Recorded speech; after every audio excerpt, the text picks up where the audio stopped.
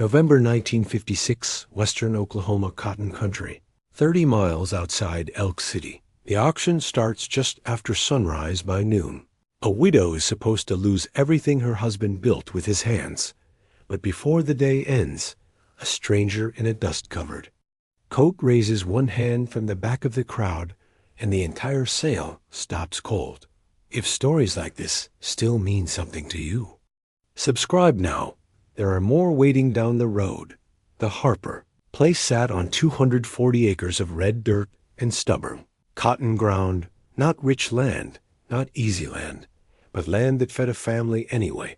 Elias Harper bought the first 80 acres in 1931. With money he saved shoeing horses and repairing broken wagon wheels during the Depression. The rest came later. A few acres at a time, whenever the harvest was good enough and the bank was patient enough. By 1956, the whole place carried one small white farmhouse, a leaning equipment shed, 2 tractors that started only when they felt respected, and a windrig of old cedar trees planted by Elias himself. Then in March, Elias dies under the tractor behind the south field. The machine slips while pulling a stump after heavy rain.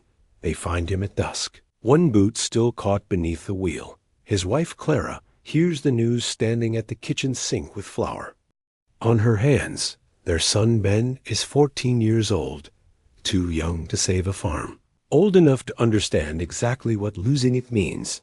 The bank carries the note through spring, then summer. Then harvest season comes thin and dry, cotton prices fall again. And in October, the letter arrives: public auction. Everything must go house equipment land, even the cattle trough beside the barn, by the first Saturday in November. The whole county knows about it. People begin arriving before daylight. Pickup trucks line the dirt road beside the Harper fence row. Men stand quiet with coffee cups warming their hands. Nobody jokes much at farm auctions anymore, too. Many families had already disappeared that year. Clara Harper wears a faded blue coat over her church dress. Ben stands beside her, wearing his father's work gloves, though they slide loose around his fingers. The auctioneer, Lowell Pike, sets his papers across the tailgate of his truck. He has sold 41 farms in 2 years. Every one of them stays with him a little. The banker arrives last. Black car, polished shoes, gray wool coat too expensive for Oklahoma dust. He shakes nobody's hand, just checks his watch and opens his ledger at 10 sharp. Lowell clears his throat. Morning, folks. The crowd shifts quiet. We'll begin with the Harper property, 240 acres. His voice moves flat across the cold air. The legal words sound heavier than they should. Clara keeps her eyes on the ground. Ben watches the barn. He does not want to see strangers buy it.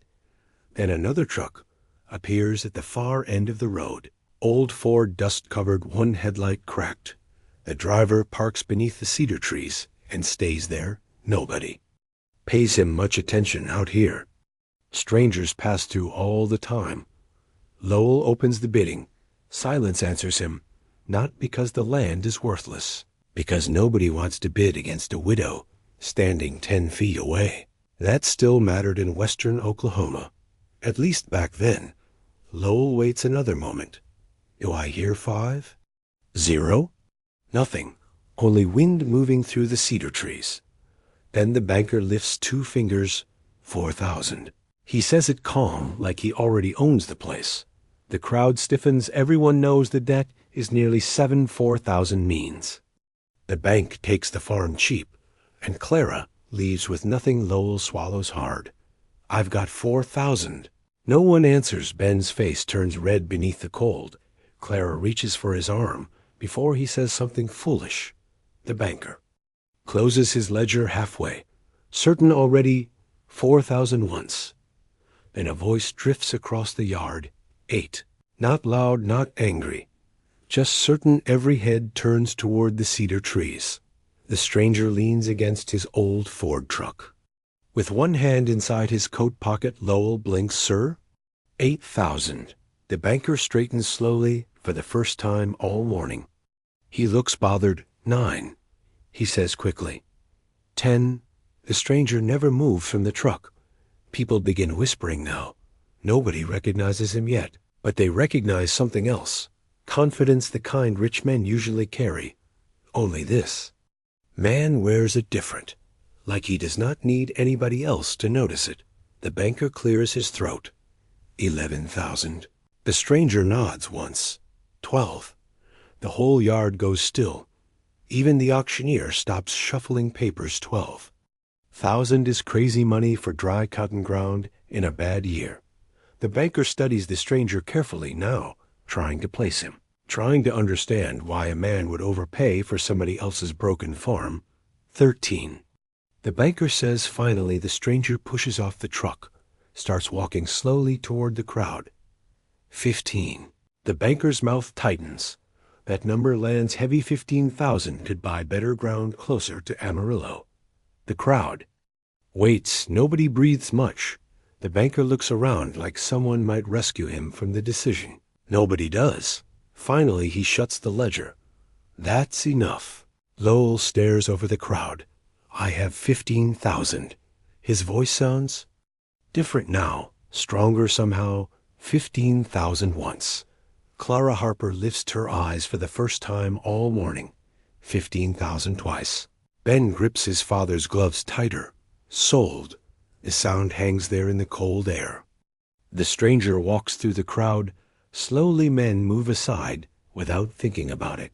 By now, whispers move yard to yard.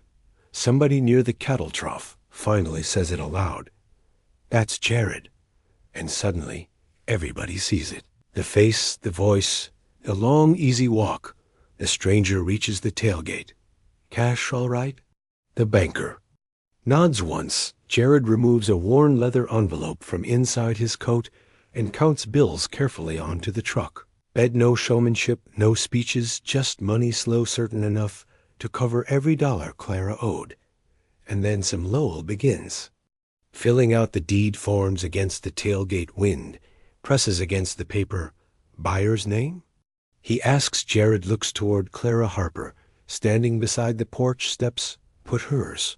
Lowell pauses. Sir? Clara Harper. They.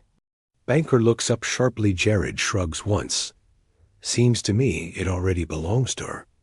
Silence settles across the whole yard again. Different silence this time, the kind people remember for years. Clara shakes her head slowly. Mr. I. Can't repay this. Jared smiles a little. Ma'am, nobody asked you to. Ben finally steps forward. Why would you do this? Jimmy looks down at the boy a moment, then toward the fields. My father lost a farm once. He says quietly. That feeling stays with a family. He places the folded deed carefully into Clara's hands. Don't let this place go. Then he turns back toward his truck. No applause follows him out here. People respected moments. Too much to ruin them with noise. The old Ford starts rough beneath the cedar trees. Dust rolls behind it. As the truck disappears down the county road, Clara Harper stands in her own yard, holding the deed with both hands, like she still does not trust it to stay real. Ben watches the road long after the truck disappears. The Harper farm never sold again. Ben took it over in 1968. His son farms it now. The cedar trees still stand beside the road outside Elk City and inside the Harper farmhouse kitchen. Beside the window facing west hangs a framed deed dated November 1956, paid in full. If this story stayed with you a little while, pass it on to somebody who still believes kindness matters.